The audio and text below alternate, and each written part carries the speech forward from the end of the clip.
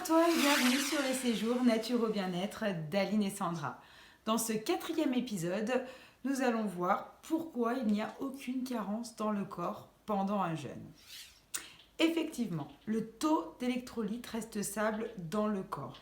Aucun effet négatif et nocif n'a été observé sur un jeûne thérapeutique de 382 jours d'affilée, avec pour sel complément des multivitamines. Étant donné que l'organisme élimine les acides aminés et les acides gras essentiels par les urines et par les selles, pendant le jeûne, ces pertes sont largement diminuées.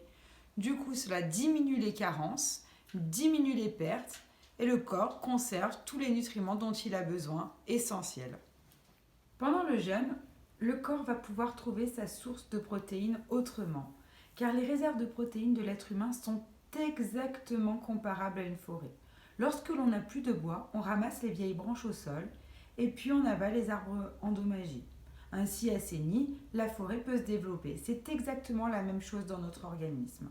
Sans apport de protéines extérieures, l'organisme recycle ses propres protéines pour renouveler ses structures cellulaires. C'est une façon de métaboliser les protéines trop âgées, dégénérées ou inutiles, encombrant les cellules et les tissus conjonctifs. Ainsi, chaque cellule peut se régénérer. Comme vous avez pu le constater, on obtient beaucoup plus d'énergie et d'où le métabolisme s'accélère, car les acides gras dans le sang augmentent de 370% au moment où le corps commence à puiser dans ses réserves de graisse. L'adrénaline, utilisée pour libérer les stocks de glycogène et faciliter la combustion des graisses, augmente, ce qui revigore le système métabolique de base. La noradrénaline augmente de 117% après 4 jours de jeûne, ce qui procure à l'organisme un niveau élevé d'énergie. Le cortisol, hormone sécrétée par les surrénales, en période de stress physique ou psychologique, induit une réaction de lutte ou de fuite, qui est un des principaux facteurs d'obésité. D'où le fait que les médicaments à base de cortisol provoquent une prise de poids au niveau du buste principalement. Le jeûne réduit énormément ce facteur. Et je vous le rappelle, l'adrénaline est un antagoniste de l'insuline.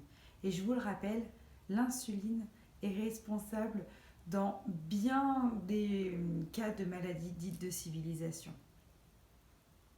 L'hormone de croissance augmente considérablement pendant un jeûne. En effet, il faut savoir qu'elle diminue avec 3 repas par jour et lorsque l'on est en suralimentation, elle diminue de plus de 80%. Cette hormone de croissance qui est exponentielle en période de jeûne va permettre de régénérer les cellules, ralentir les processus du vieillissement, protéger vos muscles et vos articulations. Elle est essentielle et primordiale au développement des enfants et elle est culminante à la puberté. Et elle diminue naturellement avec l'âge.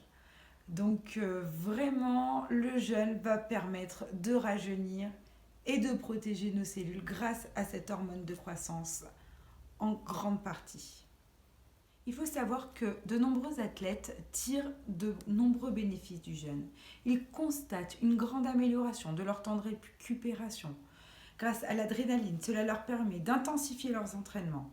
Ils peuvent endurer des exercices plus intenses et récupérer plus rapidement. La plupart des athlètes voient leur performance augmenter, bien meilleure.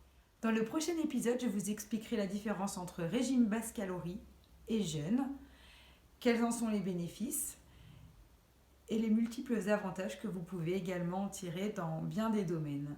Je vous dis à très vite. Merci. Nous te donnons rendez-vous sur Insta, Facebook, LinkedIn, lesstagesnaturaux.fr. N'hésite pas à commenter, partager, liker et nous te disons à très vite.